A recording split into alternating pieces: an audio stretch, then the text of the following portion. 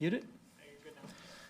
I'll do that again. I'm Patrick Cronin. I'm the Asia Pacific Security Chair at the Hudson Institute and want to welcome everybody to what I know will be a fantastic discussion here by our Japan Chair, H.R. McMaster, who's joined today by a star-studded cast of historical policymakers and historians to talk on this 60th anniversary year of this remarkable U.S.-Japan treaty about the history of U.S.-Japan relations, the U.S. security relationship with Japan, and maybe some speculation about the future of where this history takes us. And without further ado, I'd like to hand the floor over to Hudson Institute Japan Chair, Lieutenant General Retired H.R. McMaster. Thanks, Patrick. Thank you so much. What a privilege it is to be here on what was really, I think, an occasion for celebration. Celebration of what I think is the most important treaty for peace and security in the Indo-Pacific, and a treaty that has produced really, I think, tremendous opportunity, not only for the peoples of the United States and for Japan, but the peoples of the world. We are really privileged today to have an amazing panel of historians and experts and practitioners. First, Ambassador Kazutoshi Aikawa-san, great to have you here. Konnichiwa to everybody. Good to see everybody. And he is in part responsible for this great alliance that we had. He's been working on it across his career. It's his fourth tour now for the ambassador here in the United States. He's been stationed here in Washington and in New York and in the great state of Oregon out there on the West Coast where I am now. And he's also an expert not only in Japanese-American, U.S. relations, but also in the Western Hemisphere. And in his role as ambassador is also the representative to the Organization of the American States as well. But across his career, he never shied away from a tough assignment. He's been to Libya, and he's been the ambassador to Iran as well. And so there's nobody better to understand, to better understand really the importance of our free and open societies, preserving that freedom and our openness, and really what is a growing competition, I think we can all agree, with closed authoritarian systems. He is the perfect person to help us celebrate this Treaty of Mutual Cooperation and Security, which really goes all the way back to 1951. 6 years, only 6 years after we were mortal enemies. So I think we should remember about the great accomplishment of the Japanese people, really at that same 6-year mark, matching the GDP, the pre-war GDP, in what is an astonishing, miraculous recovery out of really history's most destructive war. And then, of course, the treaty was revised to the current version. There's been nobody better, I think, to communicate to us the importance of the treaty than Prime Minister Abe, who in his address to the joint session of Congress in 2015 called it an alliance of hope. And he called on all of us. I mean, I think this is an alliance that makes the United States better, myself. Because Prime Minister Abe told us that the finest asset the United States has is to give the world hope. So, Ambassador, thank you for being with us, and thank you for yours and Prime Minister Abe's leadership in this wonderful alliance that we're celebrating today. There's nobody better to give us a historical perspective on the alliance than Dr. Michael Green. He is an author of an extraordinary book, a magisterial book, I would say, by More Than Providence, which covers the American in the Pacific since 1783. And of course, the book there's no surprise, focuses in large measure on the long relationship between the United States and Japan. I think he'll help us remind us of when we realized very soon after the war what George Kennan wrote in 1948, right? He said in 1948 that our relationship, the United States relationship with Japan, will be the cornerstone of the Pacific security system and was the cornerstone of what became known as the San Francisco system of alliances that, again, brought such tremendous peace and prosperity. Dr. Green is an associate professor and director of the Asia Studies at the Walsh School of Foreign Service at Georgetown University. He's a senior vice president and Japan chair at another think tank you might have heard of, the Center for Strategic International Studies. A little bit. And he was a senior director for Asia in the Bush administration. So you have a scholar who's also been a foreign policy practitioner as well. And we have a particularly distinguished member of our panel, Dr. James Auer. We know, I think, some of you may know that the Treaty of Mutual Security and Cooperation is the longest lasting treaty between great powers since the Peace of Westphalia in 1648. Now, Dr. Auer was not there at the Peace of Westphalia. Just right after. But he has been there for really almost all the history of the Treaty of Mutual Security, Mutual Cooperation and Security, and he's played an exceptional role in helping to shape the relationship within that treaty, a relationship that was really designed from the outset to be flexible and adaptive. And I think he'll probably talk to us about how our tremendous alliance has adapted to emerging challenges to national and international security. He's a director of U.S.-Japan Center and a professor emeritus at Vanderbilt University. He has been not only a proponent from an academic perspective for our tremendous alliance, but he's actually helped shape it personally as well, with over a decade of service in the Office of Secretary of Defense with specific responsibility for this great alliance. And then we have Dr. Robert Elbridge, who's I think can help us explain probably better than anybody the evolution of this wonderful alliance from the Yoshida Doctrine, which really called on Japan focusing on its economic revival rather than defense, to what we see now as a true partnership in our mutual defense. He can help us understand the history of neutrality in Japan, how it's evolving today. He has his doctorate in Japanese politics and diplomacy and history from, how do you pronounce the name of the university in Japan? From Kobe. Kobe University. Okay, I couldn't read my own handwriting. He's a professor at Osaka University at the School of International Public Policy. And he's also worked as a practitioner as well, long history working with the Marine Corps and our forces in the region. He's a senior researcher at Nakasone Yasuhiro Peace Institute.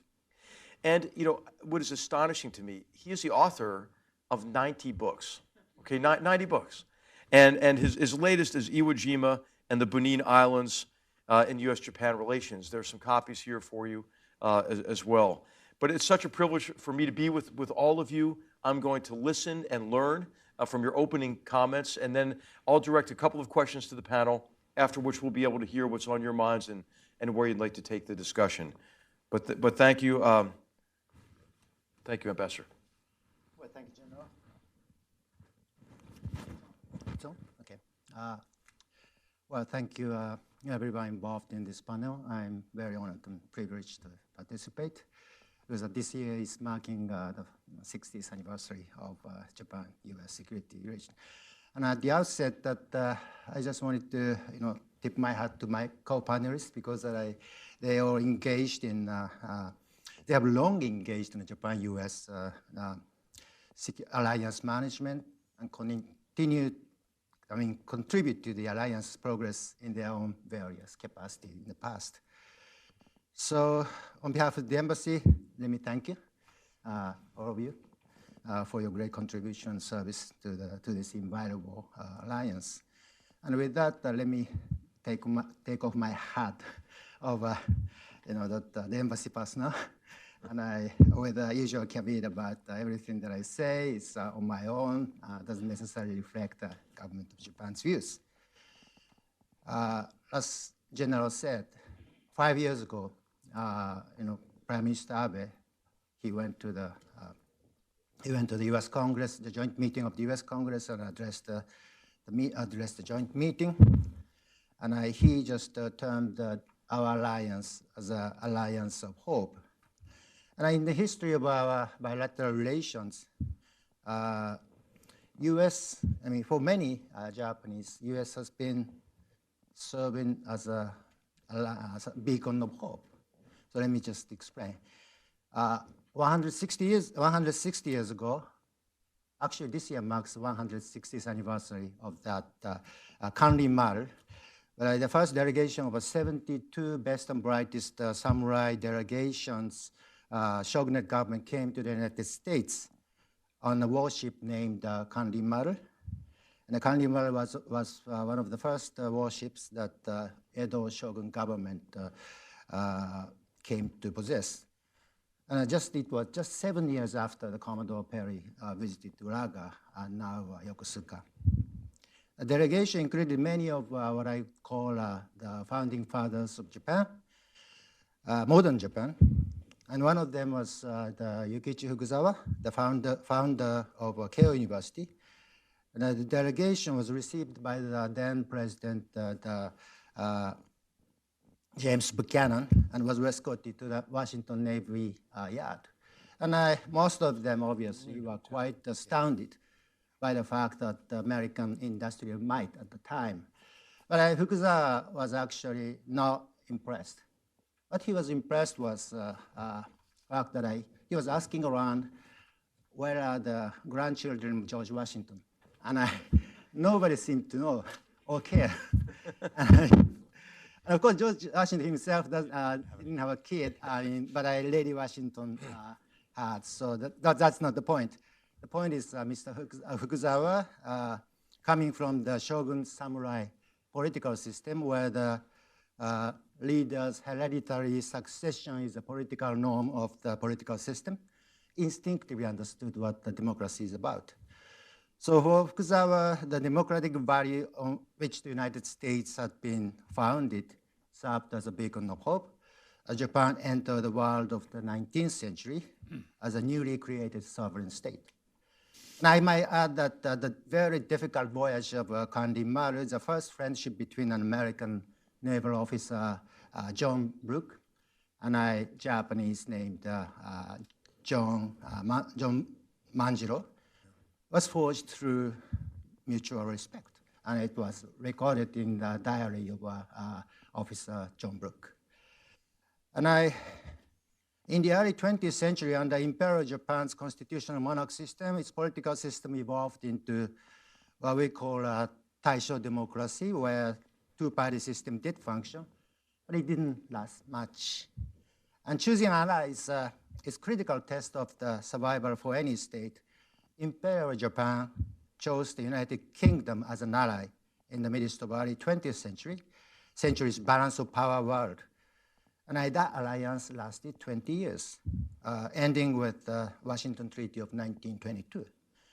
And in 1940, Imperial Japan chose Germany and Italy as allies and that tripartite pact only lasted 5 years. And during the period, militarism invaded into the everyday life of ordinary Japanese people, and the people were not actually very happy. I mean, I asked my grandmother how the life is like, and she was not very happy.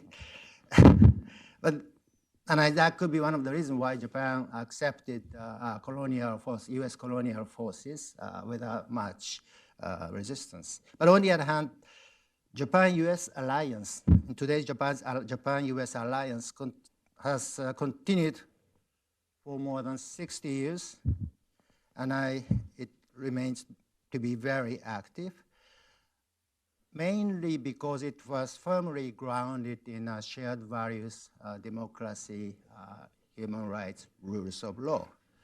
And those shared values are becoming increasingly important in today's strategic environment, where the newly emerging challenges and opportunities, such as rapid rise of China, are putting the rule-based order in the region to the test, where the vision of a free and open Indo-Pacific, Japan and the United States has been working together to promote rule of law, freedom of navigation, and economic connectivity, security cooperation in the region. With time constraint, but let me just conclude. Well, I cannot conclude without thanking Tomodachi Operations. Tomodachi Operations actually is actually still serving as a linchpin for Japan-U.S. alliance. The American people and the U.S. government stood by us at that difficult time, and Tomodachi Operation did make a huge difference on the ground. So Japanese public remains to be immensely grateful for the operations, and a bond between our two peoples are stronger than ever. Between democracies, the people-to-people ties ultimate foundation on which the alliance is built, and the ties are strong and robust today. So thank you. Thank you so much, Ambassador. Thank you. Michael. Thanks, General McMasters. I want to really express my appreciation for HR hosting this discussion and focusing on Japan in his post-government career, but in particular for the historical consciousness he brought to the NSC when he was in charge. I was trained as a political scientist. I worked on the NSC for 5 years, and like every other political scientist in the Bush administration, Victor Cha, Peter Feaver, I came out and I became a historian. And concluded that that is the best strategic training. So HR brought that from the beginning of his job, and I think it was clear in the 2017 National Security Strategy and the Free and Open Indo-Pacific Strategy, very historically grounded. And I also want to say what an incredible privilege it is to have Jim Auer sitting next to me. I, like every good kid who grew up in Washington, kid of government officials, I was going to join the Foreign Service, and I was going to work on Europe. So I went to Japan, rural Japan, to study martial arts and sort of do something different before I became a good Cold Warrior and stared down the Soviets in the Fulda Gap. But I'd learned Japanese, so I was taking a course on Japan at SAIS as a master's student. And my professor, George Packard, said, why don't you do a paper on the U.S.-Japan alliance, which was very obscure. And he said, I know a guy in the Pentagon who actually runs the whole alliance. His name's Jim Auer. So I went to see Jim in the Pentagon in 1985 or 6, and my professor told me this is the guy who runs the entire U.S.-Japan alliance. So I went to his office in the Pentagon, which was half the size of this stage. It had a window this big. The wallpaper was coming off. There was a half-eaten lunch, and I thought, I want to be that guy.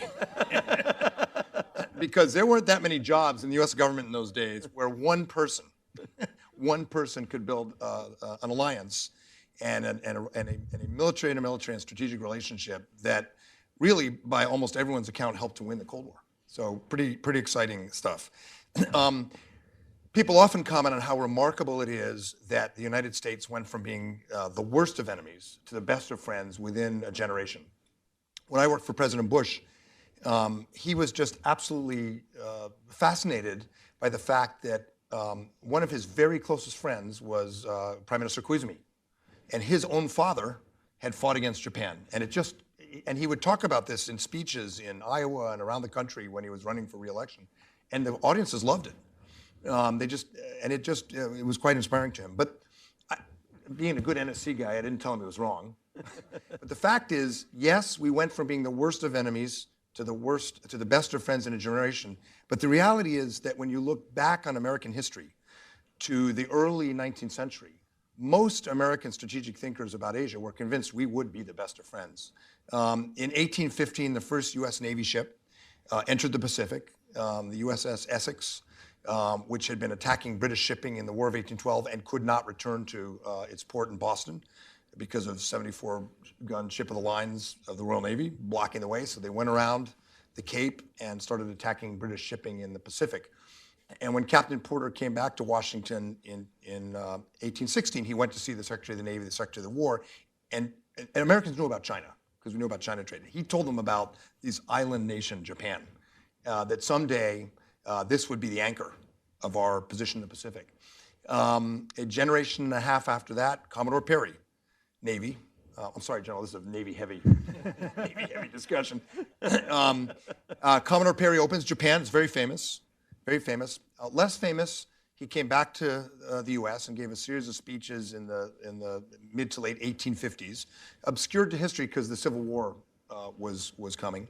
And he argued that someday the Pacific would be secured by ships bearing the Stars and Stripes, the Rising Sun, and the Cross of St. George, the British. So he basically, in 1857, proposed the Quad. Because if you think about it, the U.S., Japan, what are the remnants of the British Empire in Asia today? It's Australia and India. And that was 1857. Mahan, Alfred Thayer Mahan, maybe our greatest strategic thinker in American history, in the 1890s predicted a different Quad. He included Germany, but essentially the U.S., Japan, and Britain. So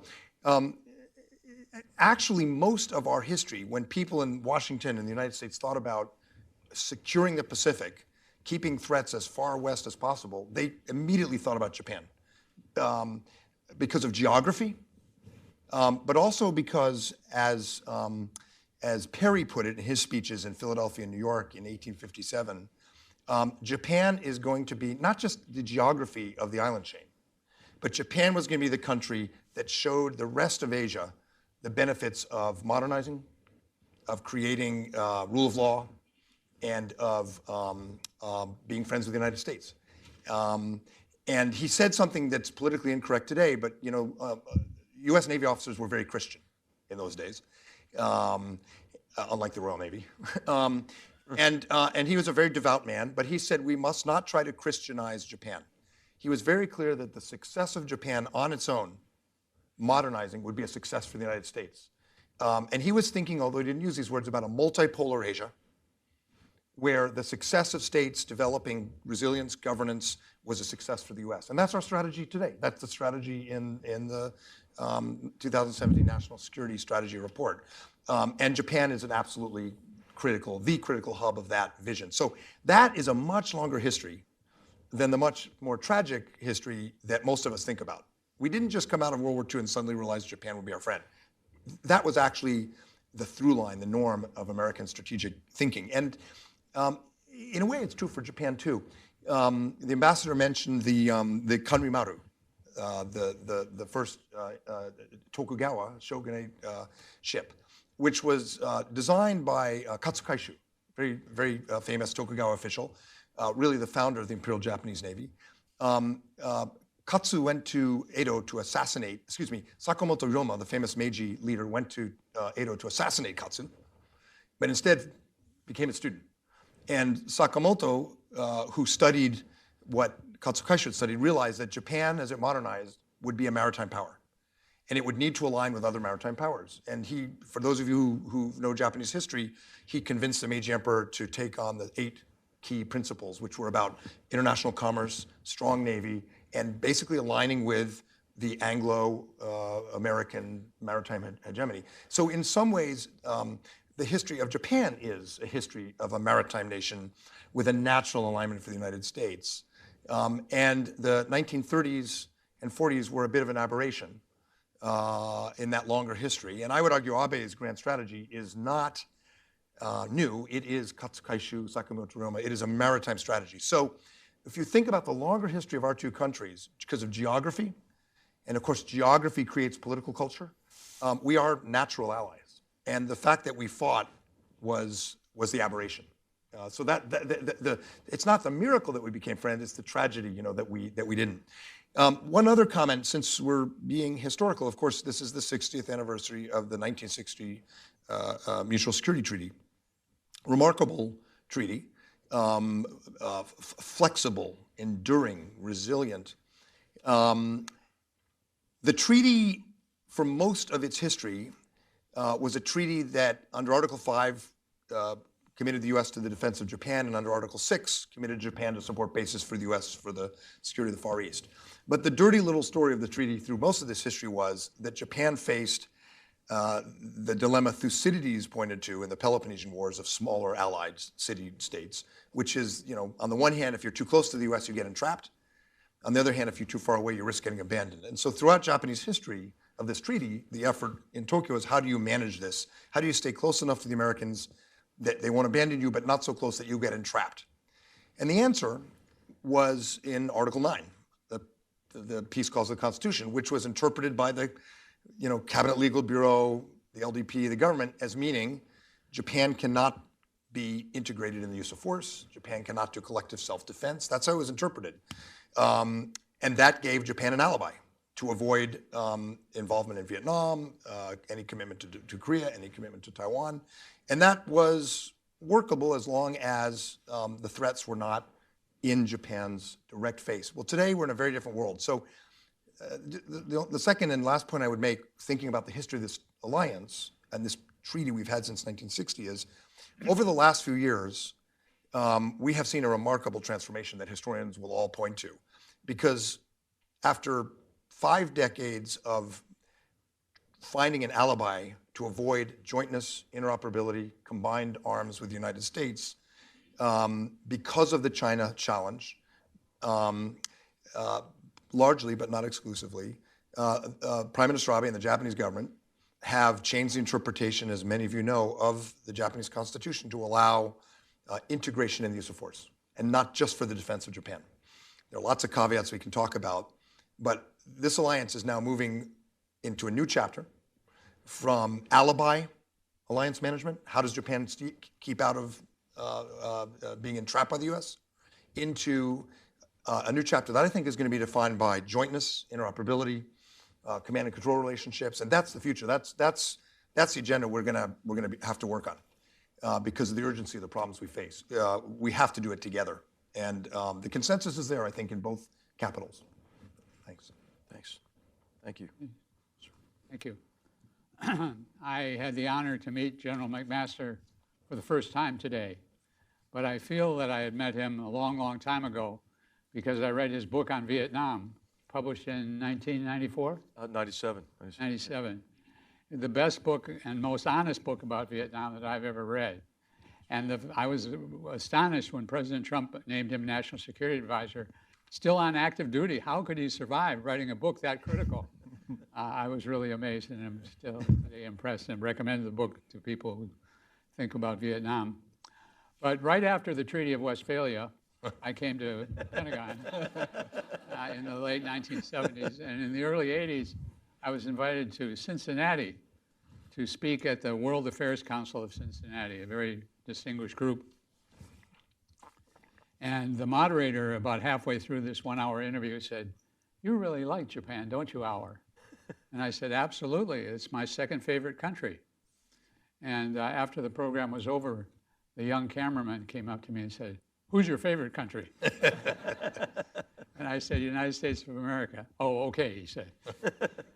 But that's really true. I used to be criticized during the days of the U.S.-Japan trade frictions as being soft on Japan. And why don't you stand up for America Hour? And I worked for a guy by the name of Rich Armitage, who Mike Green knows, and we both worked for. And Armitage once told me, he says, "You know, the Japanese misunderstand you. They think you like Japan," which I do. I like the sushi, I like sashimi, I like many things about Japan. But the reason I like the U.S.-Japan alliance is because it's good for the United States. And I think Japan has joined the alliance for the same, in a way, selfish reason. It's good for them. And my old professor in graduate school was named Edwin Reischauer, who President Kennedy appointed as ambassador to Japan. And Reischauer said in his classes, it's hard to find two nations more different than US and Japan in language, culture, history, tradition, everything else. He said, and yet, US and Japan have at least one very, very common interest, is that to survive and to prosper, they need to exploit the Pacific Ocean. And that Pacific friendship between Japan and the United States, I think some Japanese like Americans, I don't know if they like me, but they like some Americans, and many Americans like Japanese. But again, they're in the alliance because it's good for the United States, good for America. So it's a classic win-win situation that I think the United States is very lucky to participate in. Thanks, Jim. Thank you. Good afternoon, everyone. This is my first visit to the Hudson Institute. It's a great privilege to be here and to be up on stage with everyone here. My comments echo many of those already made today, and there's a lot of commonality, I think, between our thinking and then also our personal experiences. Dr. Green was mentioning his initial introduction to Japan, and it very much echoes mine. 30 years ago, when I was living in DC, I was specializing in European Union studies. And the intention was to go into the State Department or the CIA. And when I was in Europe, I had some interaction with a gentleman who was going on to a program called the JET program back in the late 1980s. So when I was in DC, I interviewed at the embassy here, and was accepted in Heisei Ninen, so 1990. The intention was to be there 1 year. 30 years later, I'm still in Japan. And I was sent to a very small community in the Hyogo Prefecture. Along the way, I got my doctorate over there. And then I came across the Marine Corps in my writings on Okinawa, and really enjoyed the sparring, the intellectual sparring I had with the Marine Corps, and eventually was recruited to work with them twice, once in Hawaii and the other time down in Okinawa. And I finished that 5 years ago, and I'm back to writing full-time. My interest has for the past 30 years has been on the U.S.-Japan relationship. And when I moved to Japan in 1990, I made a conscious decision not to emphasize the differences, but to look for the similarities. And that, for me, was probably the biggest and most correct decision I could have made at the time. The differences are amazing, they're stimulating and exciting, but the similarities are what kept me rooted in Okinawa and also kept me focusing on how do we continue to improve the bilateral relationship and in particular the alliance. When I started looking at the history more of the US-Japan relationship, I came across a lot of similarities, not only in the modern period, but in the 19th century, early 20th century as well. And so I very much agree with Dr. Green's mentioning that the 1930s, 1940s were really an aberration in our relationship rather than what the norm was. For example, if we go back and we look in the 19th century and the so-called opening up of Japan, in many ways, the interaction that started with Japan was an opening up of the United States as well, not only to Asia, but also to outside ideas and outside influences. So there was a reverse, influx of Japanese culture and thoughts and ideas back into our country. Another similarity I think that we would see in the 1860s and 1870s, in our case after our Civil War, we're in the process of rebuilding as well as expanding. And Japan had a lot of internal conflicts, including its own civil war. And then it finally set on the path of modernizing. And it needed to consolidate the government. It also needed to clarify its international borders. And so, obviously Japan's a much older country.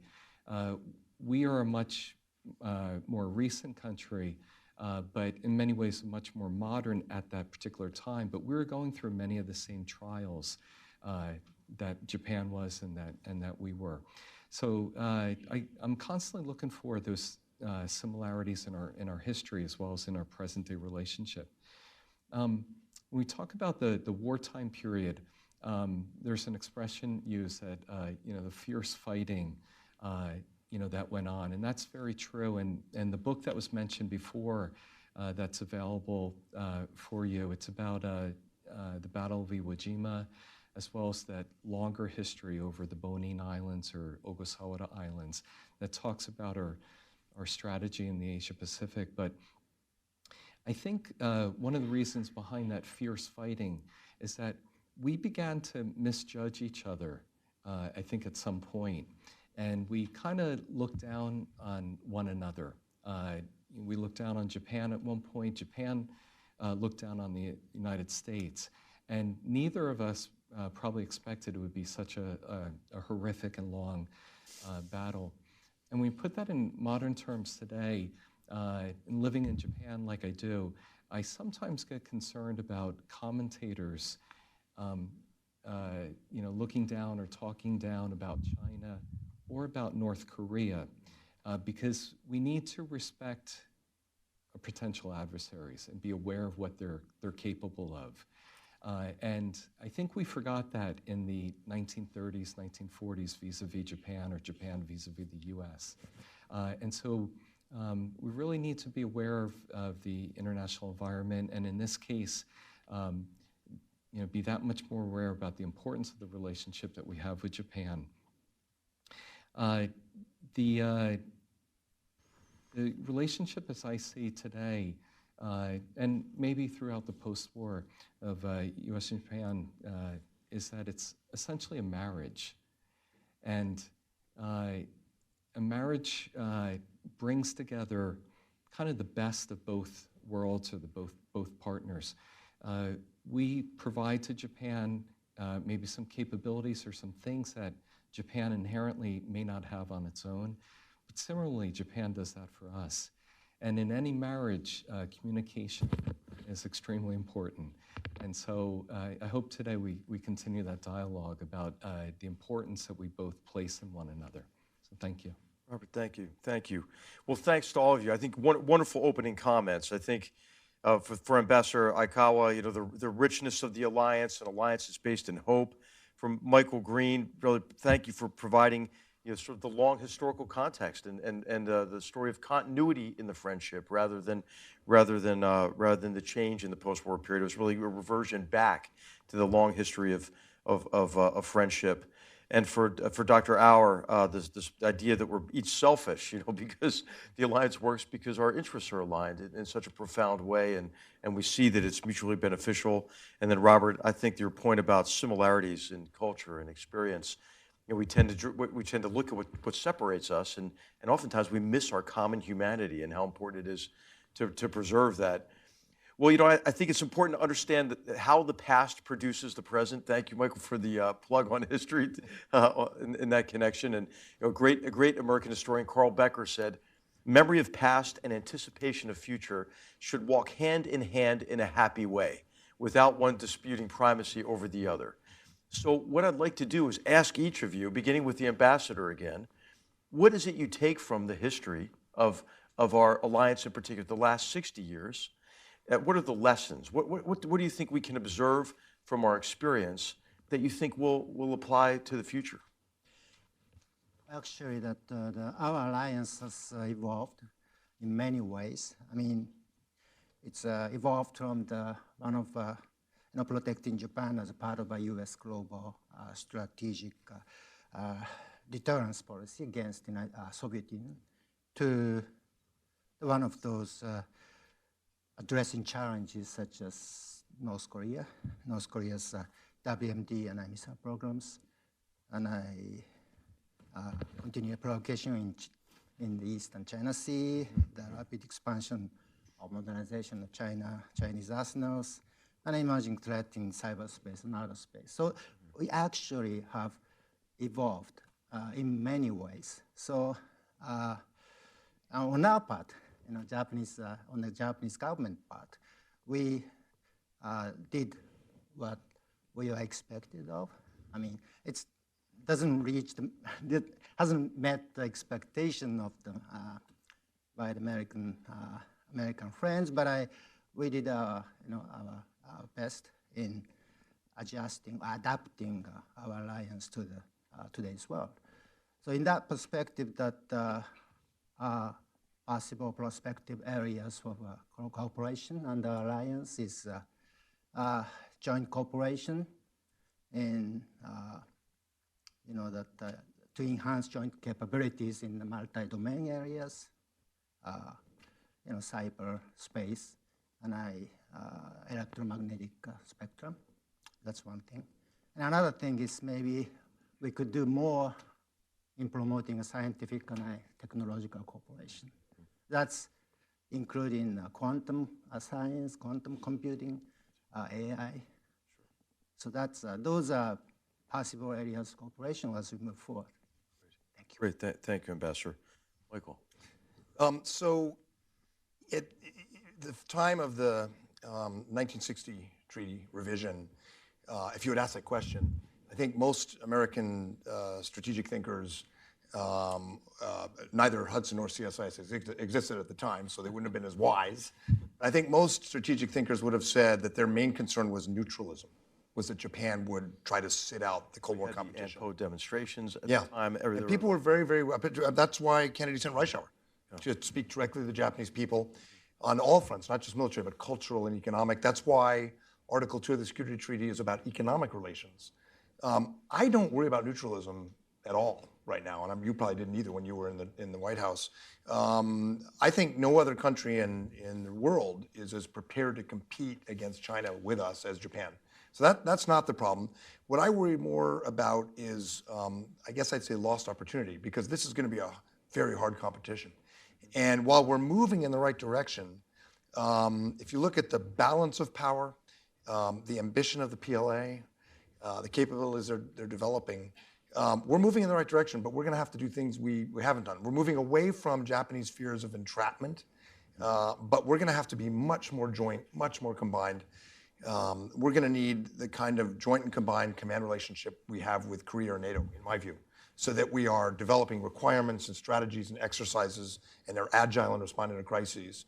Right now, our alliance is a little bit like for the historians, like World War I. We're sort of associated powers. We need a joint combined relationship if we're going to compete. I think the will is there to do it, but we're slow. We're very slow. I also worry about the lost opportunity to shape the international order with Japan. I would argue no other country in the world, used to be Britain, was a special relationship we counted down. But I would argue that today in the G7, the WTO, with 5G and internet governance, there's no other government more closely aligned with us than Japan. But we do not have a common strategy. We have it in bits and pieces. And if China is a revisionist power, it's not just revisionist against American alliances, it's revisionist against the rules and institutions. So that's an area where we need to do more. There are those are exogenous challenges, and the question is, are we up to it, looking at the past? The U.S. alliance has dealt with endogenous crises. I started into this business and worked in the Pentagon after the rape in Okinawa and all the questions of the Okinawa problem. We had 3/11. There will be crises. Some of them may be of our own making. We may fight over Okinawa or host nation support. I'm cautiously optimistic we are aligned enough to deal with those, but we should remember that is the pattern of history. Well, and they'll hit us. And don't take it for granted. Right. Yeah. Absolutely. Great. Thank you, Michael. Jim. I mentioned that the U.S.-Japan alliance works because it's in the national interest of each country to support it. Another thing I think is extraordinarily important for an alliance to work is that both sides trust each other. And of course, the United States was preeminent in nuclear weapons during the Cold War with the Soviet Union, and Japan had none. But the U.S. promised that if Japan were attacked, that the U.S. would provide this so-called nuclear umbrella for Japan. But public opinion surveys in the late 60s, early 70s in Japan that Japanese really didn't believe if the Soviets attacked Tokyo, the U.S. wouldn't respond as compared to if they had struck Los Angeles. And it was hard to prove that, but in the early 1970s, the U.S. home ported an aircraft carrier in Yokosuka outside of Tokyo, the USS Midway. And today, the Ronald Reagan nuclear carrier is the fifth. It's been home based in Japan, Paul. And the U.S. has never home ported an aircraft carrier in any other foreign country other than Japan. And I think that trust in the United States extremely grew in Japan with that aircraft carrier being based there. In the 1980s, during the Cold War, my biggest dilemma, personally, worrying about the alliance, was the really great, large expanse of the Soviet military threat, particularly as a Navy man. 100 submarines the Soviets had just in their Pacific Fleet alone. And the United States 7th Fleet at the time had 25 anti-submarine aircraft to deal with that 100 Soviet submarines. The Japanese Maritime Self-Defense Force, our ally, had 100 anti-submarine patrol planes, and virtually every single Soviet submarine that ventured out into the Sea of Japan and beyond was attacked, was identified by an American or a Japanese anti-submarine aircraft. And just given the numbers there were more detections by Japanese than by Americans. And it really impressed on the US Navy how Japan could work as a partner. So that, to me, if we can keep the trust high between Japan and the United States, the alliance can continue in new and different scenarios, as Mike just mentioned. Great. Thank you, Jim. Robert. Yeah, at all the universities I've been affiliated at, I usually teach a class on U.S.-Japan relations. And I spent 10 years at Osaka University. I'm no longer there now, but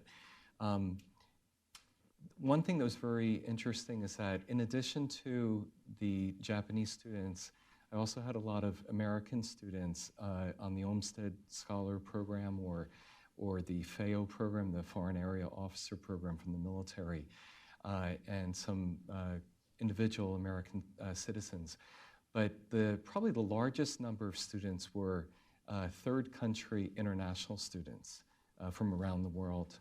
And what that suggested to me was that the international community is very interested in the Japan-U.S. alliance, probably because they want to see what they can learn from it, and maybe what Japan gets from the relationship or what the United States gets from the relationship. So one comment I would like to make is that the U.S.-Japan alliance is truly an international public good, and we really need to further promote that, I think. And hopefully, as we see the U.S.-Japan alliance evolve, more countries will want to benefit and participate in that. If that includes expanding the alliance or whatnot, but it is very much an international public good. It's also a patient alliance. Dr. Auer mentioned trust, and trust is extremely important. But I think also patience has been very important over the years. In the class on U.S.-Japan relations, I would use a slide that talks about the history of the alliance specifically. And I tend not to use, for example, 60th anniversary. I go back further, not to the pre-war per se, but to 1947, when the then foreign minister at the time, Ashida Hitoshi, he was asked his vision for the post-war security of Japan. And I credit him with the post-war alliance, really more than anyone, with all due respect. I agree. In that when General Eichelberger he was leaving for DC in September 1947, he asked Ashida and his staff, so what's Japan going to do in the future? And the reason this came up at this particular junction was the early peace treaty with Japan was going to be held in August 1947. MacArthur called for an early peace. The State Department moved very quickly to draft a peace treaty. Unfortunately, it was a punitive, somewhat punitive peace treaty, but they worked hard to get a conference held in August. Fortunately, the Soviet Union boycotted it, and it was never held. But immediately after that, Eichelberger asked Ashida about it. And until that point, Japan was looking toward the UN to guarantee its security. The Article 9, the peace or the post-war constitution, had just gone into effect in May that year. So Japan was essentially defenseless.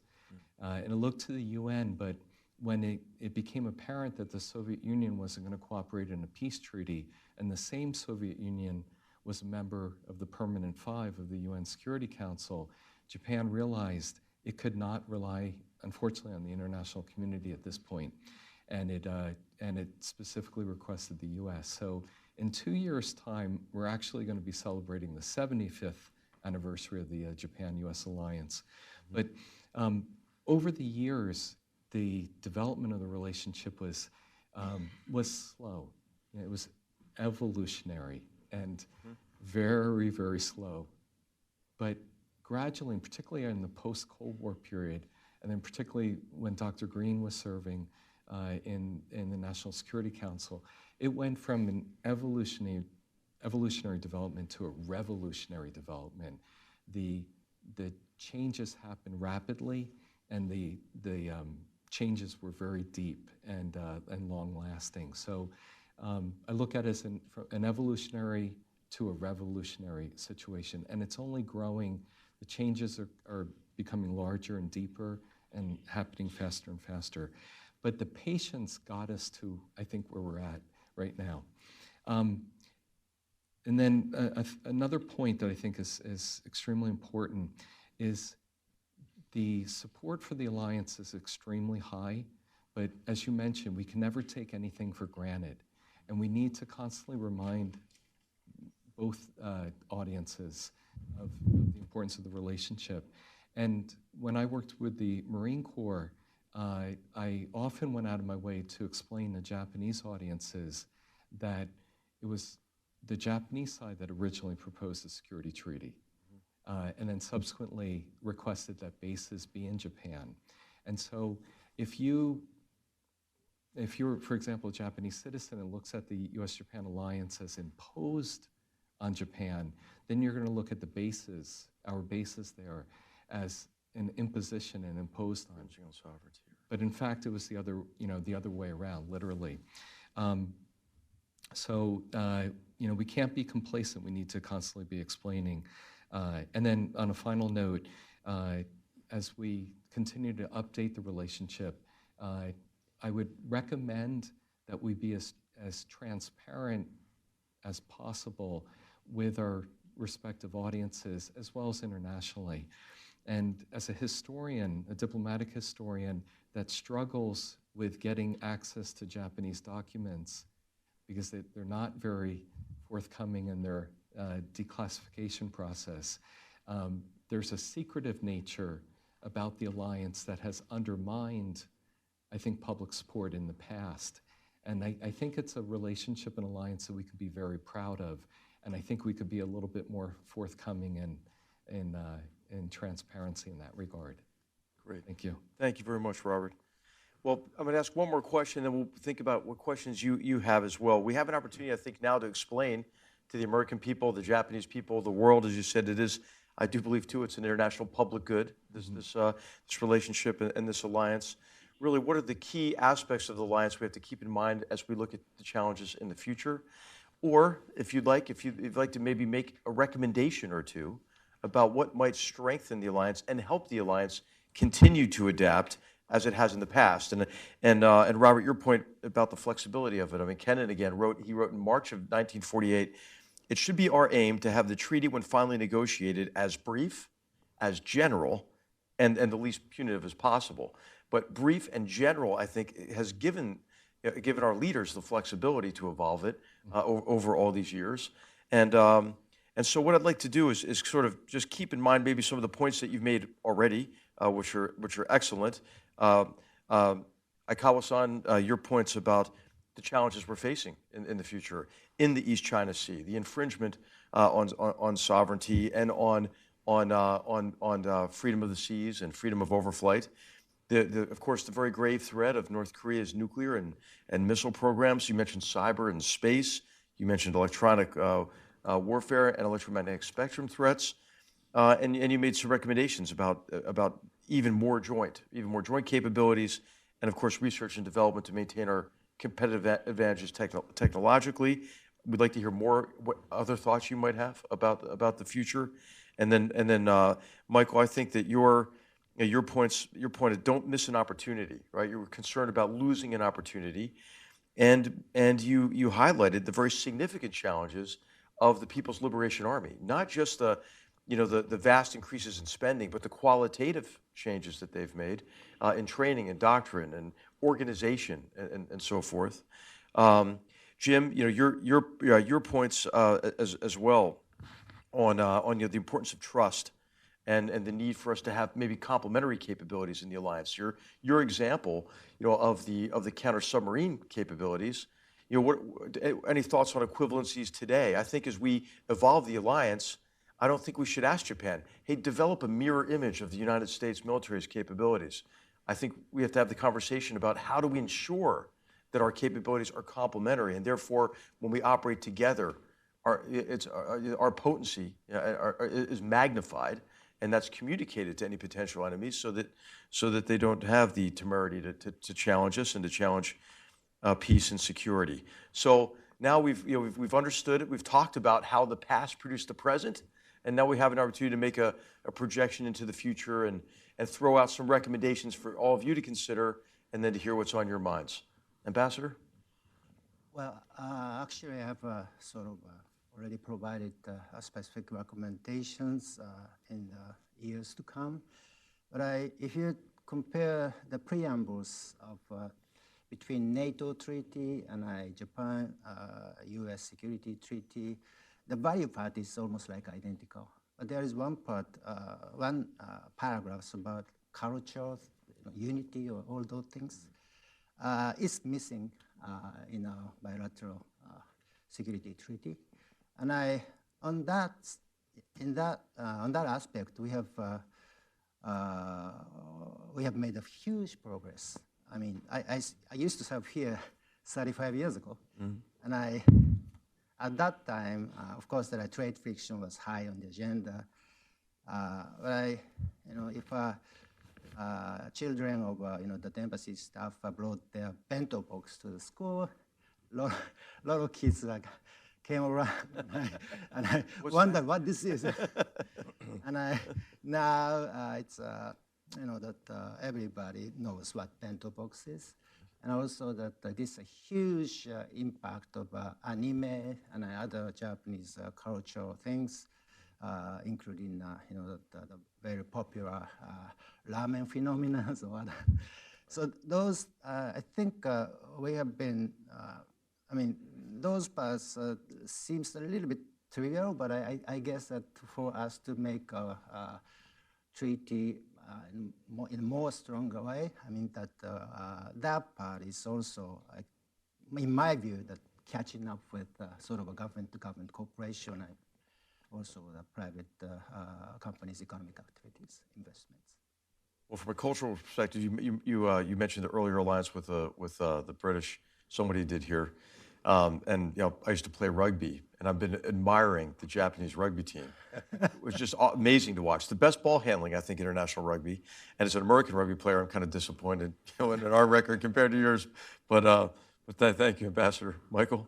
Going back to history as our guide again, when the security treaty was promulgated in 1960, 61, huge protests, as you mentioned, in Tokyo. The Japanese political system, the public were exhausted. So Prime Minister Ikeda came in and replaced Abe's grandfather, Prime Minister Kishi, who had taken I don't know the right rugby metaphor, had taken the alliance into the end zone. And Kishi came in and said to the Japanese public, I'm going to double Japan's GDP in 10 years. And he did it in 5 years. I mention that because this alliance is, of course, also about economic power. It's about diplomatic power, not just military power. In 1965, the US, Australia, seriously questioned whether the entirety of Southeast Asia, including Indonesia, was going to go communist. And there was some very real logic and fear, reasons to fear dominoes. It wasn't just a made-up thing. In 1965, South Korea was in a competition with North Korea that was very uncertain. Ikeda doubled Japan's national income in 5 years, so that in 1965, Japan's direct investment in Thailand and in Malaysia brought those countries up to a level where we could get out of Vietnam, basically. I mean, your book points out we stayed in for all the wrong reasons. But by the late 60s, largely because of Japan's economic success, the region was stabilized, and the same for Korea. And in a way, this is very consistent with the kind of Mahanian or Kennan view of Japan as a bulwark for the rest of Asia. Now we're in a time when we need to think much more proactively about how we shape regional dynamics. And in 1965, Japan was very unpopular in most of Asia and Southeast Asia. Today, in every poll you look at, Japan is far more popular than any other country in the world in Southeast Asia. China and Korea are a bit different. That's a problem. But so Japan has enormous goodwill in the region, enormous economic and diplomatic and soft power. So I think we're now also moving into a time where we not only have to be more joint and combined in the military and in our economies. I didn't like leaving TPP, but I thought the Phase 1 trade agreement with Japan the administration did was really interesting because there's a digital trade chapter that could be the beginnings of a broader trade liberalization effort or rulemaking effort that will, in the historical perspective, be more significant than TPP. Right. So there's so many ways where U.S. and Japan can shape, and in the region, it's about how we respond to Belt and Road, Chinese coercion. So I'm going to make a recommendation because 15, 20 years ago, if we were up here doing this, we would be making recommendations like we need to understand the importance of the alliance, or that kind of thing. But now we're getting down to how do we make it more effective. I think we need a more effective mechanism to coordinate across the interagency in both countries to deal with the Belt and Road, Phase 0 gray zone challenge from China. We all know we have to do it. Our governments are too stovepiped. I think we're at that stage now in our history as allies. We need to have the mechanics right. Because the will and the capacity is there. Right. Well, I think just great points there, and I think the administration is doing some very good work on this right now. Keith Kroc at the State Department, I think, has the lead for what the administration is calling and what is in the National Security Strategy as economic statecraft. Yeah. And I think Jim, it's you who said, whatever the United States and Japan decide to do together, they can accomplish. And I think that's especially true in confronting Chinese economic aggression and unfair trade and economic practices. And as Michael, as you said, looking to the future data economy as well, who's going to set the standards and ensure free, fair, and reciprocal trade and economic relations? Great points, and we have to make sure we don't regard the alliance too myopically as exclusively military. It's really not. It's much more powerful than that, and thanks for those points. Jim. Being old, please forgive me for being quick and simplistic. Both Japan and the United States are maritime nations.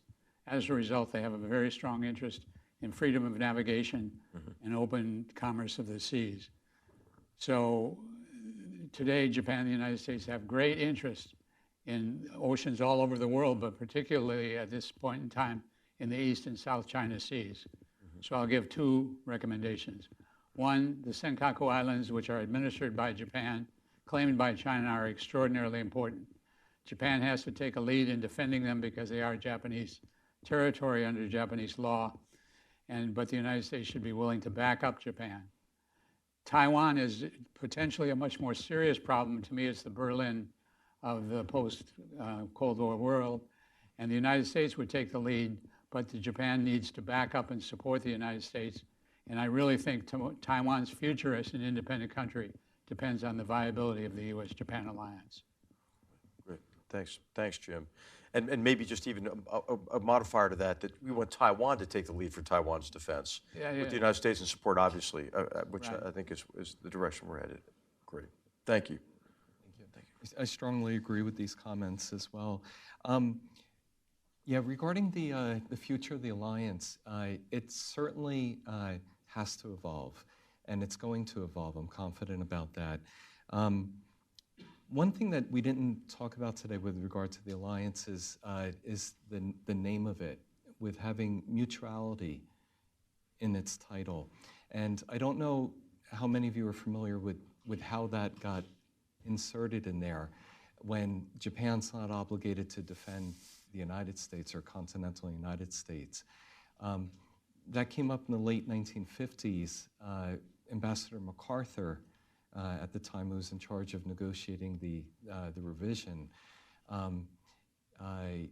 he had to deal with Congress, and in particular the Vandenberg Resolution about allies providing the same capability back to the United States if we pledge to their defense, and that's why it wasn't written so in the 1951 treaty. So MacArthur came up with a formula to give it mutuality, and that was Japan would defend bases in Japan, and therefore there's that element of mutuality. 85 of them today, we should say, still in effect. Go ahead. And but obviously that's not going to be enough in a Trump presidency or as we go forward in the future. And because it's not a truly mutual relationship in that regard, it actually undermines Japanese public opinion in a sense, in that they feel they want to, give more and provide more too. So there's an element of pride in that as well.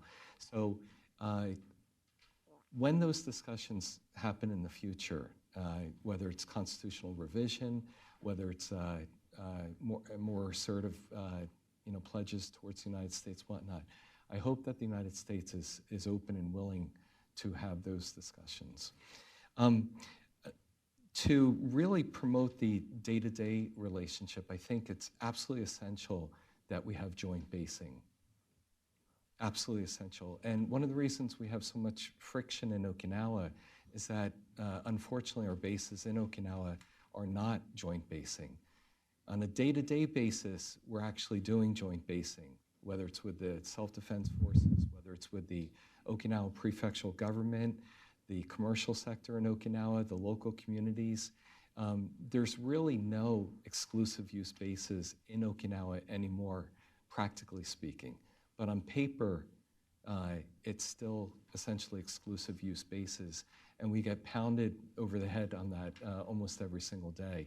So I would like to see immediate joint basing. And if we were to do that, there are at least 4 benefits. One is political and administrative, and in particular, Japanese officials, particularly if the bases are under SDF control or Japanese control, would be the ones communicating directly with the local authorities, local communities, and that would remove a lot of the political friction. It would give the Japanese side more transparency over what we're doing on base. And that may scare some people, but most of our main bases in Japan proper are joint basing already. And if we're true allies, that shouldn't be a concern.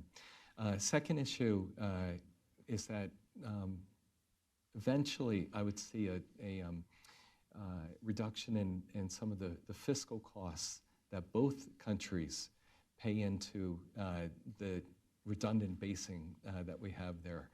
Third, and Dr. Green mentioned it earlier, the interoperability would grow dramatically. If you're living with your partner, you're going to know so much more about your partner. And if you think about my analogy in the beginning that the U.S.-Japan alliance is a marriage, what type of marriage is stronger? A marriage where husband and wife or your partner are living together, or where you're dispersed and living separately. Depending on the household, I would argue that it's most likely a stronger marriage if you're living together. And then fourth is the strategic impact, the messaging that would have if we're doing joint basing in Okinawa as well, or certainly throughout Japan, to certain countries, North Korea and China, that the alliance is so strong, that we can live together and operate together. And then just on a final note, I think it's vitally important that we get ahead of the curve on any problem that we have with our forces in Japan. And part of the work that I did in Okinawa was dealing with a lot of the different incidents that come up. And I was able to get very far ahead of the curve. And the arguments that I would use with the leadership was that it's not only how you respond to an incident or an accident or any other issue, it's what you're doing before that time. In other words, on a day-to-day basis where you're building a large, essentially savings account that you could draw from if you need to, because that trust is there already. But if you have 0 yen or dollars in your account and then something happens, you're drawing on a negative on that. And it's so important to get ahead of it. and to be, again, sincere and transparent in those relationships. Because if you don't do it well, it's going to eat away at the relationship. Even if it's strong at the senior leadership level, you still need that public support. Thank you. Thanks, Robert. Hey, please join me in giving these great panelists a round of applause. Thank you so much. Thank you so much. So I'd like to open it up to questions.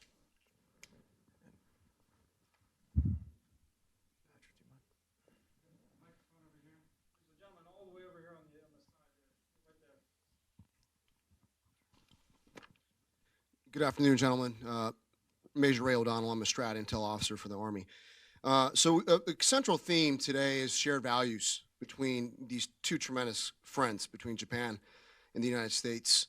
Well, there's another small northeastern state that shares these same values in Taiwan, I would argue. And to your point, sir, my question is there potential for growth and partnership and relationship between Japan and Taiwan, using the U.S. kind of as a lead to soften the constraints that the observation of the One China policy comes with? Because Japan takes that very, very seriously. I'd argue they take it more seriously than we do, the One China policy. So can Japan foster that relationship with Taiwan kind of under the guise and under the auspices of the United States? To help, in this problem set of being the Berlin of today. Thank you very much. Thank you. I'd like to just open it up, Jim, please, and let's just deal with these as a discussion. So, just jump in. You know, the U.S. doesn't have a formal treaty with Taiwan. We have the Taiwan Relations Act, and I think for Japan to move forward to bring itself into a kind of a Taiwan relationship type arrangement with Taiwan would be a very welcome. I mean, courageous on the Japanese part, but very, very important. Taiwan-Japan friendship and cooperation on industry and technology, on tourism is incredibly positive, unbelievable. I mean, it's very, very positive, and it has weathered changes of government in both countries. Because I used to work in the LDP for a guy Jim Auer knew well named Shina Muto, whose dad was foreign minister when Japan normalized relations with China in '72, and he went to Taiwan, bowed deeply, apologized, and every Lunar New Year, this guy's son, and I worked for him, his office would be full of Mao Tai and moon pies, and that was with the KMT. Now the Abe government has an even closer relationship with Tsai Ing-wen and the Greens, so it's very, very positive. If the PLA permanently punctures the first island chain, by either neutralizing or even worse, dominating Taiwan. That's almost existential for Japan. So it's more than just values, it's geopolitics. I worked in the Pentagon 20 years ago, then in the NSC, and I've seen the US, Japan, operational, diplomatic discussion on Taiwan really progress. But this is another area where we are underperforming. Frankly. The Abe government is very friendly with Tsai's government, but because this year of the effort that Tokyo is trying to make to stabilize relations with China, they're being extremely careful with Taiwan. And I would argue too careful, because Beijing is using almost all means of coercion to isolate Taiwan. And this is my own personal view, but I think Tokyo needs to step up a little bit. Not necessarily, make a military commitment, but in terms of international space for Taiwan, in terms of one of the things the Taiwan side would like to see is more former officers talking about strategic problems in a way that they could do without a treaty commitment. There are a couple things where I think Japan could be doing more, but the baseline is very friendly, which is good for us, because that's the island chain we care about. I think I was the last, or one of the very last, commanding officers of U.S. ships visit Taiwan. Is that why they stopped? And we could still be doing it today, except we unilaterally asked the Chinese if they would mind if we kept doing it. And the Chinese would say, well, we'd rather you not. Yeah. So we yielded to them, totally unnecessarily. We could renew again now. It's true. I'd come back on active duty. In 1979, Mike Oxenberg, who had the job I had under Jimmy Carter, had the State Department basically dictated the guidelines for how we interact with Taiwan after normalization with China. Never in the history of the United States government has one flimsy little memo bound us for so long. It's kind of amazing. So I agree. Yeah. Yep. Robert, and then Ambassador, I'll just ask you if you have a comment. Yeah, exactly on these points. So, and I agree with you that Japan takes the one China policy way too seriously, but unfortunately, so do we, and we need to step up even more. A couple of years ago, I published a paper in Japan calling on Japan to adopt its own Taiwan Relations Act. I recently published a paper on an FTA, free trade agreement, with Taiwan, not only between the U.S. and Taiwan, but also Japan and Taiwan. I know Taiwan very much wanted to join the TPP, so hopefully that sort of window could happen in the future. I recently published a paper on the need for the U.S. Navy to maybe start doing port visits again, particularly with the closure of Hong Kong, in that regard. But what I would also like is for Japan to follow afterwards. I don't see that happening immediately. As Dr. Green mentioned, the relationship between Abe and Taiwan is very strong. His younger brother Kishi being that vehicle, but I'm definitely afraid of what happens once Abe steps down, because there's no one in a senior leadership position in the ruling party that will be able to carry on the relationship. In other words, as party president, hence prime minister. A fourth area that I see strong cooperation in is disaster cooperation. 4 years ago, I published a paper that was republished in the Taipei Times, if you Google it, on a set of disaster response centers along the First Island chain, starting in Iwakuni to Kanoya, Amami, Oshima, Futenma, Shimojishima, northern Taiwan, southern Taiwan, Clark, and then the Mindanao area. And I think you know where I'm going with that. So that sort of disaster cooperation is possible between the four democracies, US, Japan, Taiwan, and the Philippines. And then inviting Taiwan to participate in disaster drills in Japan would be a huge benefit, and you can theoretically get under the radar with that. So, Thank you. Well, the people-to-people ties between Japanese people and Taiwanese people are very, very strong. Economic activities, interactions are very, very robust. At the same time, we have this, we still have this historical baggage. Taiwan used to be under Japanese rule, and we have our own very intricate framework dealing with Taiwan. So it might, seen from the U.S. viewpoint, we might be too cautious, but we have to interact with Taiwan under that framework. But at the same time, we've been doing even the government level. For example, in terms of the expanding the international space for Taiwan, we came out and supported the Taiwan's participation in the WHO, for example. So that, because if you take a look at what's happening on this coronavirus, there is no border. So that Taiwan needs to be at the part of the whole international health system.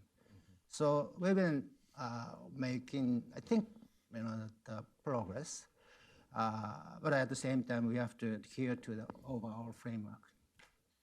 Just that one area of cooperation, I think, between Japan, the United States, and Taiwan will be on this sort of decoupling we're seeing of economies based on China's really not being regarded as a trusted economic partner based on the policies of the Chinese Communist Party, and probably supply chains disrupted now with the coronavirus. So I think as these economies, not decouple might be the wrong word, but adjust supply chains based on these factors, I think U.S., Japan, and Taiwan working together on that will be immensely important. Thanks. On the topic of the coronavirus, Natalie Liu with Voice of America. Professor Green mentioned the importance of a common strategy between the United States and Japan. And we can't help but notice very different strategies or coping mechanisms adopted by the two countries with regard to the coronavirus. Could the ambassador comment on the thinking and reasoning behind the Japanese government's approach? Thank you. The question is really, it's just maybe just the rationale behind the Japanese approach to the coronavirus. I know with school closures, maybe some of the recent decisions. We've been doing, what we can do to the extreme extent, actually. We believe that the way we handled coronavirus is getting result. I mean, if you take a look at the decreasing trend of the patients, coming out from this Diamond Princess cruise, is one of signs. But at the same time, we just cannot be complacent about what we should do. And I saw that I'm really confused. I mean, it was about what part of our approach is concerning to you. I'd be happy if you be a little bit more specific.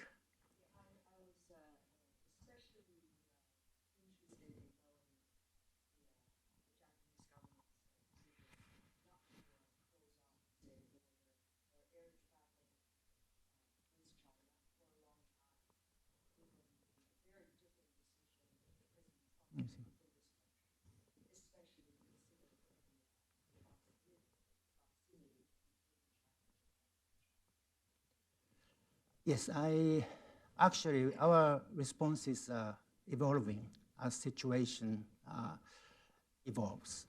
So that right now we are restricting entry of people who happen to be in 2 provinces in China. Yes, we haven't reached the sort of a whole country level sort of restrictions yet. But it just depends on the situation. So we still think at this moment that it's adequate response, but I will see. I mean, so that's why that we are.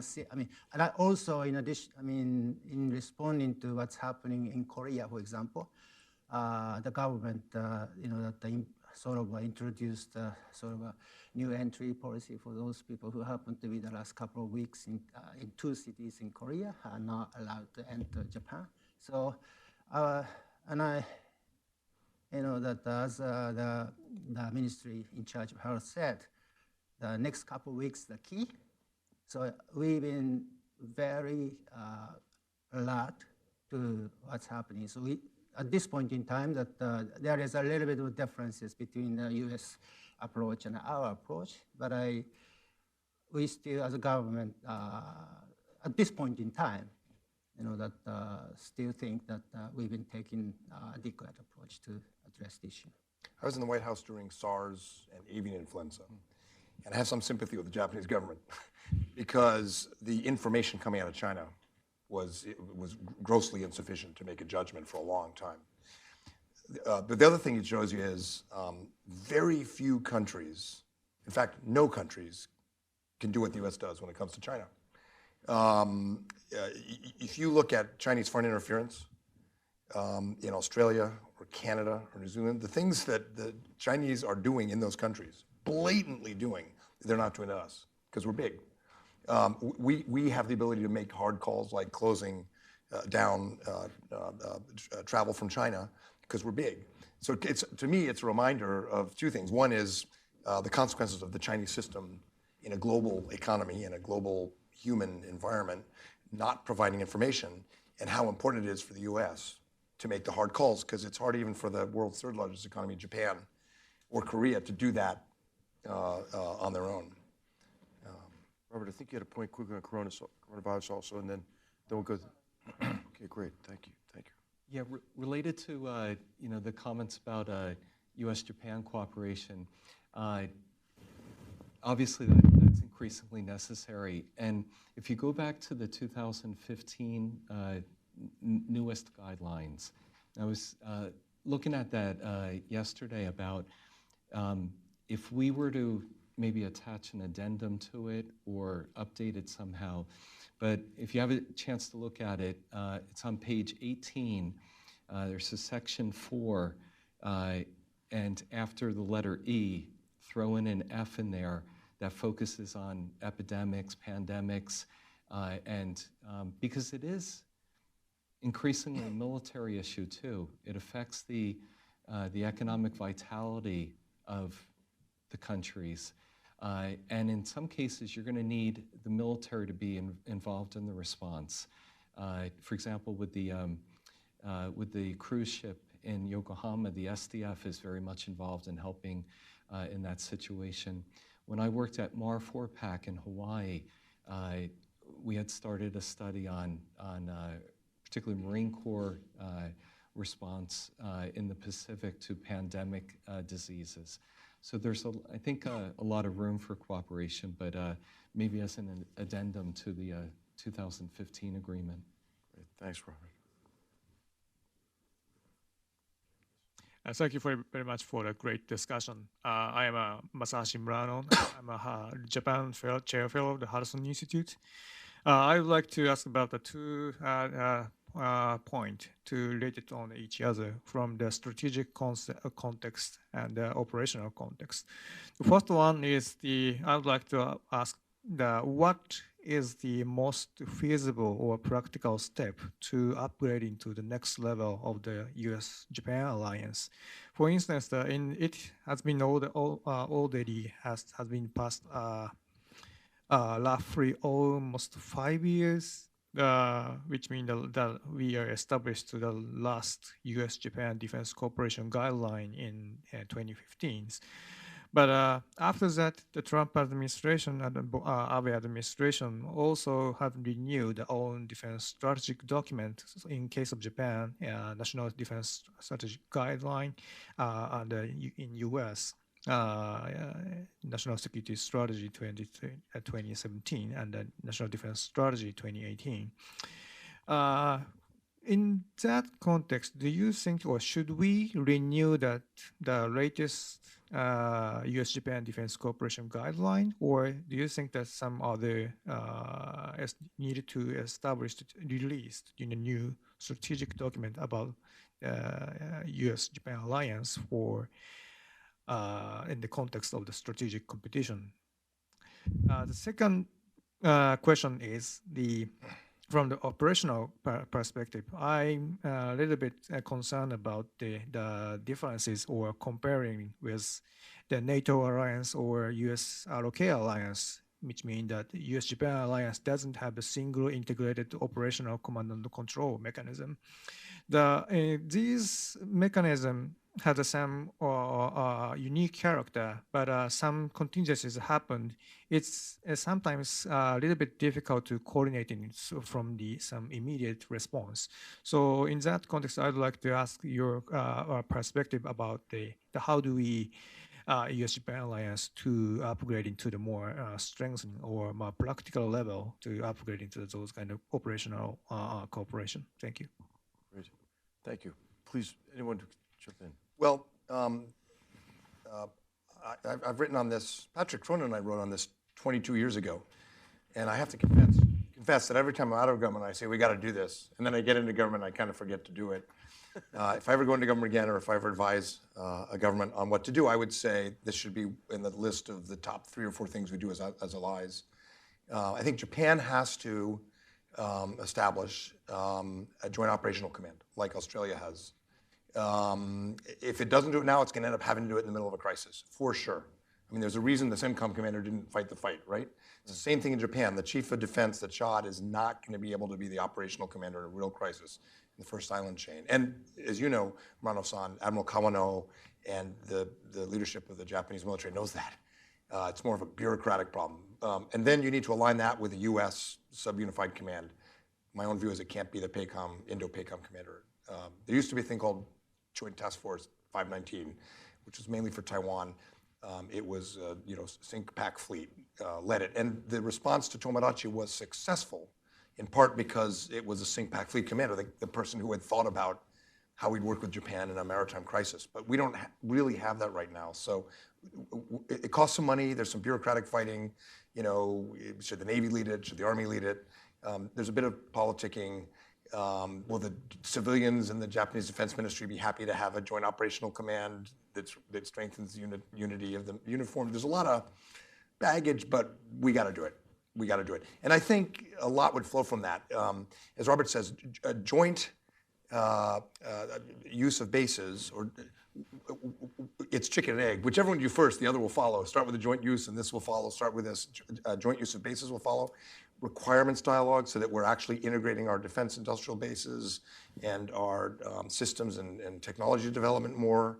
Training and validating planning, a lot would follow from it. And frankly, I think diplomatic and economic efforts would follow from it. You'd begin to have more of a combined and unified effort across AID and JBIC. And so I know you know this, but I think that should be a priority for whoever is in charge in 2021. And it's not too hard to do. I think the need was very apparent when we looked at the potential options for intensified maritime interdiction with North Korea. And so I think the need is apparent. I think you're absolutely right. It's overdue. Any other responses to the questions? I do have a concern that hasn't come up yet, that isn't a technical comment per se, but it's something that is going to increasingly impact the operational side of the alliance, and that is the population decline in Japan. And so, to me, a lot of the alliance issues kind of fall in Japan right now, whether it's political thinking, whether it's crisis management capabilities and infrastructure, and then the other angle being, will there be enough people in Japan in the future to operate the self-defense forces? So that, to me, that's a strong issue that we need to think about together.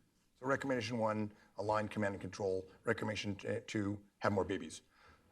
When I was a graduate student at SAIS, the storied sort of dean of Japan Hens and Asia experts at the State Department, Marshall Green, who's no relation, asked to meet me. He wanted to meet like the young rising Japan Hens. And so in 1987, he took me to coffee at the Cosmos Club, and he said, "Son, the most important thing you're going to work on in your career is demographics."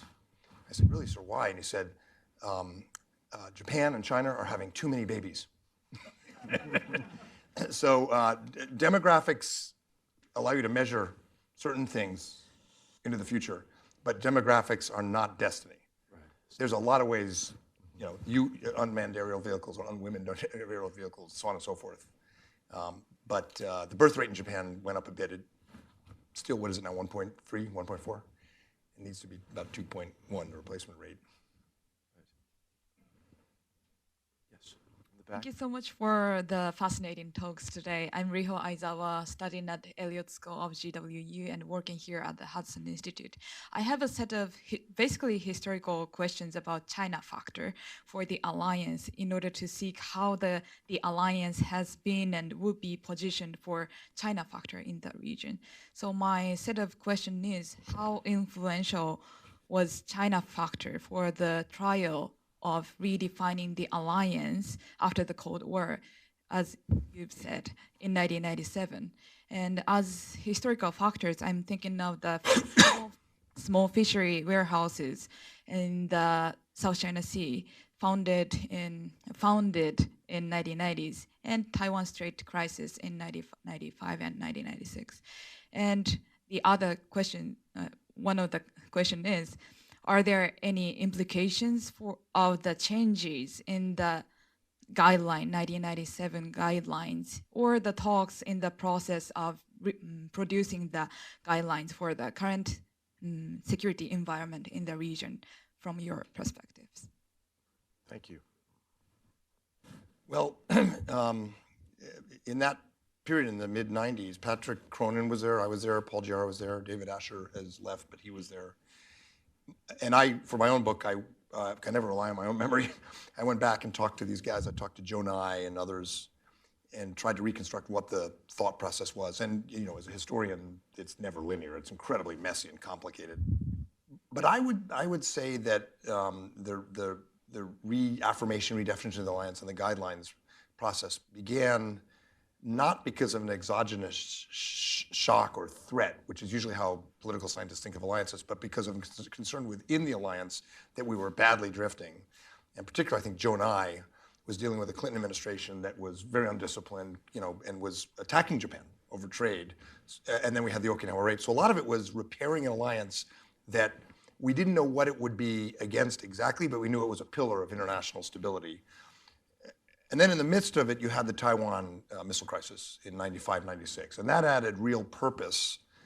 And I think, although we didn't acknowledge it at the time, I think really drove the defense guidelines review, which Paul was right in the middle of. But I think you can nod yes or no, but I think the China factor really added urgency and focus to the definition of roles, missions, and capabilities that flowed from, I think, what was originally with Joe Nye an effort to just save an alliance that was badly drifting. I don't know if, Patrick, that's sort of your recollection, but. And North Korea, too. North Korea in 94 showed the weakness of the alliance for a contingency, but not the geopolitical purpose of roles, missions, and capabilities. I think you're right, but I think it was the China factor in the Taiwan missile crisis. That was the first time since Nixon went to China in 71 that we really saw evidence that engagement might not work and that China very well may use the power it was accruing to harm us. So pretty tectonic moment. It goes back to the earlier point that was made, don't be complacent about the alliance. And then, of course, the environment is continuously shifting, and this is why we have to be adaptive with the alliance, and which has been also a major theme. Thank you for that question. Any other points before we ask for another? Yeah, okay. Paul, go ahead. This is great. It's good to see so many bright lights up on the stage. Jim Auer is justifiably famous, I think, not only for this, but for pointing out the strength of the combination of the United States and Japan, and that with us together, we're unbeatable, but it's a constant struggle to keep us together. Robert, you talked about evolution and revolution and the capabilities of Japan and the alliance. I want to ask a question in this context because China, as it was in 95, is pressing us now. So geopolitics is very much part of the consideration of the alliance. And the question has to do with visibility, the visibility of those strengths as they're developing, as they're being improved. It seems to me that internally, the more visible the successes of our cooperation, the better, and that induces, I think, and produces more success in terms of building up those strengths. But I think one thing that's particularly important is that I think it appears to me, at least, and this is part of the question, that the Chinese are underestimating our strength, and that the visibility of our combined capabilities is not sufficient to deter the Chinese, or put it this way, it could be a lot more capable in doing so. Would you talk about that visibility and your sense of the state of those strengths and how visibility can affect that equation? Maybe Jim, would you mind taking that? And then Only ask Ambassador if you would mind commenting on that as well. the more visible, the better, and we just ought to do it. And I mean, we're not doing terribly, but we could do much better at a fairly minimal cost, I think. Ambassador, the question is really about the visibility of our joint capabilities and within the alliance and the effect on deterrence. Visible or invisible, I think the continued show of a robust alliance is I think that's something that we need to enhance, continue to enhance us in the years to come. So, I mean, I don't think you're talking about, in terms of visibility, in the cyberspace or other places, there's a lot of invisible cooperation going on between Japan and the U.S. But our overall, the show of our overall strength of a U.S.-Japan alliance is, I think that's a fundamental key in addressing the challenges. Great, thank you. We have a lady here, and then this gentleman in front's been very patient, so we'll come to you next, sir. But first, okay, perfect. Okay, great, thank you. Can we take two questions together? Do you think? Okay, all right, great, thank you. Thank you. My name is Jean Nguyen with Voice of Vietnamese Americans. My question is to General McMaster and the ambassador and all the panelists regarding the joint alliance support between Japan and the U.S. in the Pacific, especially in the South China Sea, in all domains, including marine, economic, and air, space, AI, everything. Especially, I heard this from Admiral Blair. He said that the U.S. need to step up a resolution to be resolved in an effective mechanism to ensure that China doesn't take more steps to violate the international law, especially the UNCLOS. He suggests that we need to have an effective mechanism being announced that if China does something, then we all, as an international community, would react. Sanctioning by military, by however, but I think Japan is also very strong with ASEAN, while the US doesn't have that much trust in ASEAN now. So I'm asking the ambassador to see if you can ask the US to support you with ASEAN a little more. Thank you. Great, thank you for that question. And then, sir, we'll take your question too as well, and then we'll answer both of them together. Great, thank you. Thank you for coming. My name is Mitsuo Nakai, a Japan native U.S. citizen. I was thinking the number one allies of ours in Europe would be Britain. And what about Asia Pacific? Needless to say, that Japan.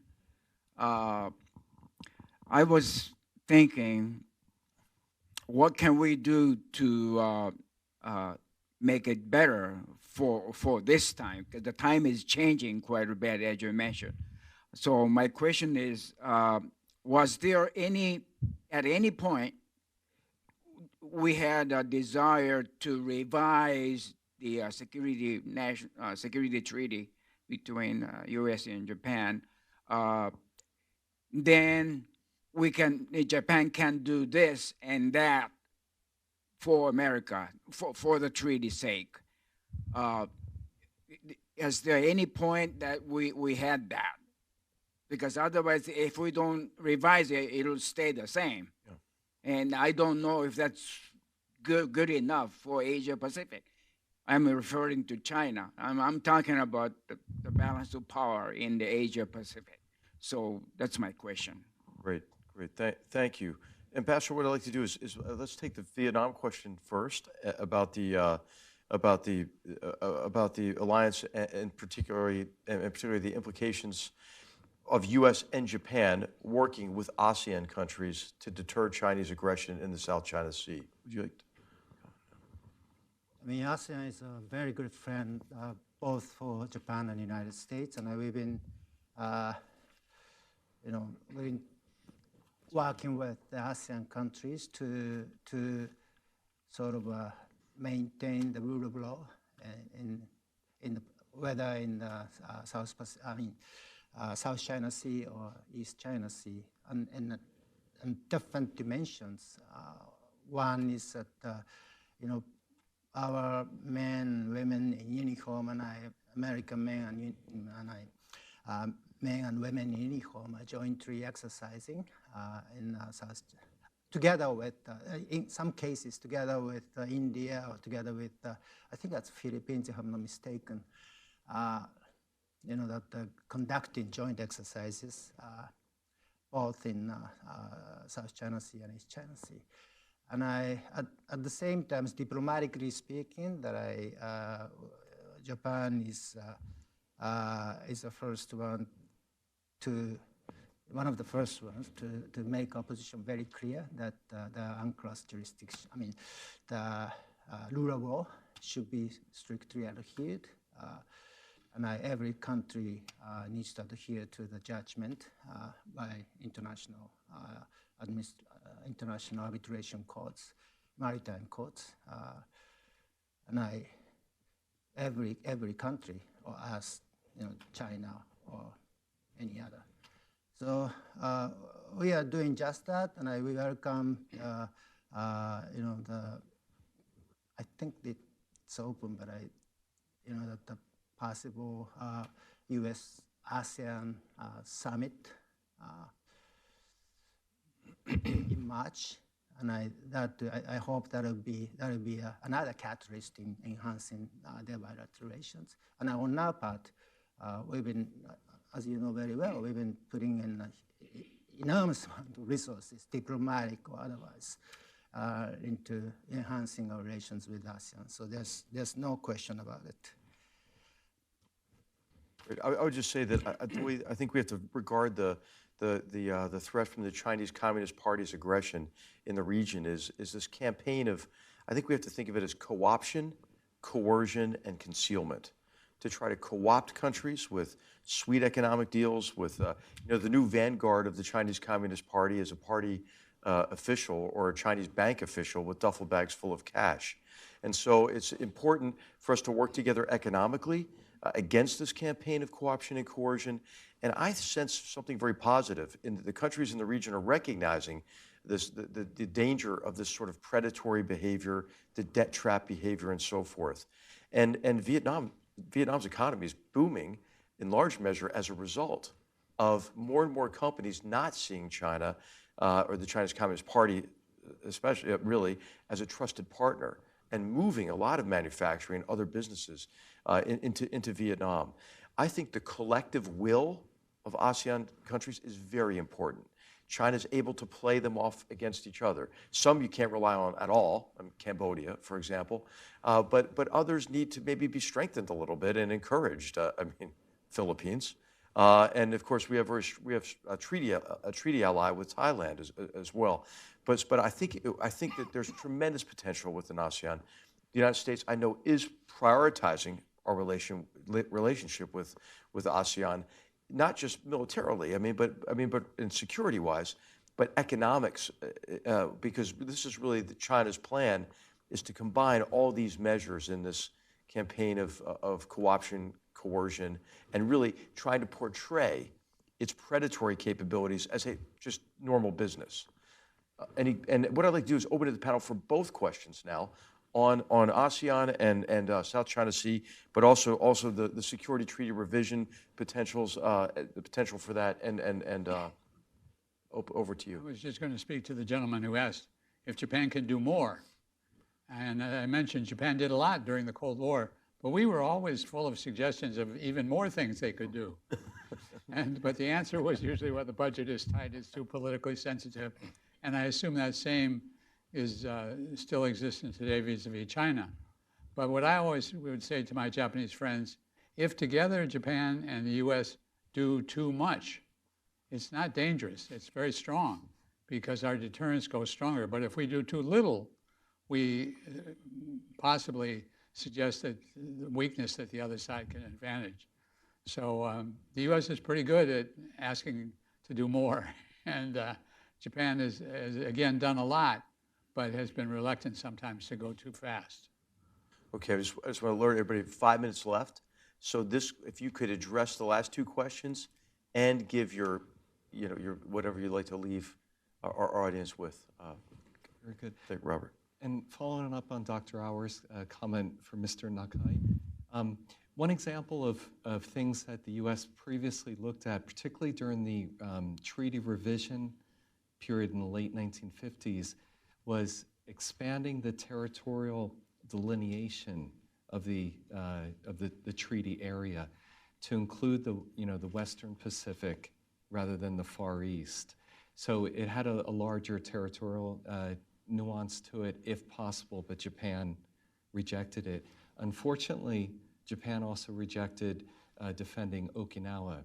So a chance in 1960 to return Okinawa was lost, not because of a stubborn Joint Chiefs of Staff, but because of the factional infighting in the ruling party and with the opposition parties in Japan.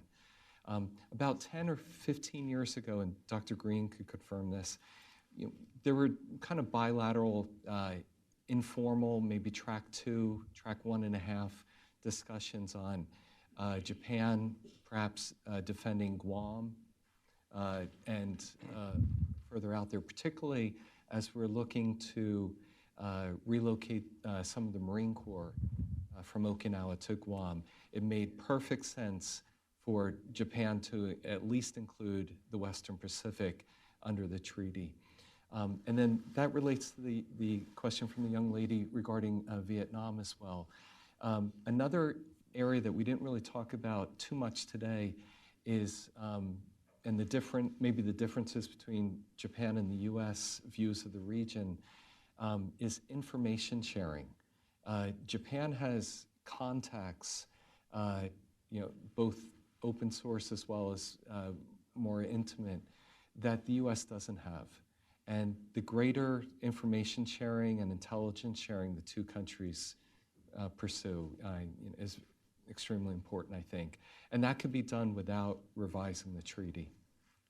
So in 1982, I think, when Jim Maurer was in the Pentagon, and with Rich Armitage, they convinced, together with my old boss, Shina Sensei in the LDP, the Japanese foreign minister, to commit to defending Japan's sea lanes up to 1,000 nautical miles. I'm not sure Japan can do that today, given what the PLA is doing. So if Japan, in my view is, we don't need a mutual security treaty. We don't need to revise the treaty. If Japan's got the capability to defend the first island chain with us, we're safer. I'd much rather have that than a commitment to defend New York. So that's the mission. That's what I think we really need to focus on. And when you mentioned NATO, I thought you were going to talk about Europe. So if I could leave one point, partly because I'm going to France tomorrow, my parents both served in Italy, and all my siblings learned Italian, and I learned Japanese. And they studied at Middlebury, and at 4 o'clock they were finished and were drinking wine, and I was out learning Chinese characters till 10 p.m. I've suffered as an Asia hand, but now I'm getting invited to Europe, you too probably, Patrick, every month, because the Europeans are waking up to this China challenge, and they want to align certain governments, in France, for example, their strategies more with us. And so the thought I would just leave you with is, this is a global challenge, the China challenge, and we need to align better as an alliance with NATO and with key members of NATO who have the guts to take this one on. France would be in that category. My favorite place in the State Department, which is otherwise a boring place, is the Secretary of State's conference room on the 7th floor, where they still have the table from the Williamsburg Summit. And when Condi Rice used to call me over for meetings, I'd rush and sit in Nakasone. They still have the brass nameplates. You've probably been there. I'd always sit in Nakasone's seat so I could.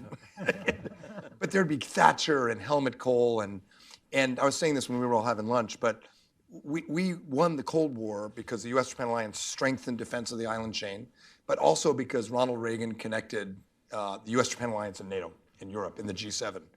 And we could be doing, as a country, a lot better job on the G7. And we could be doing a lot more, I think, to make that connection stronger. Oh, I'm sorry. Oh, yes, please. Okay, and then what we'll do is we'll just answer this question and then sum up. Perfect. Hugh Grindstaff.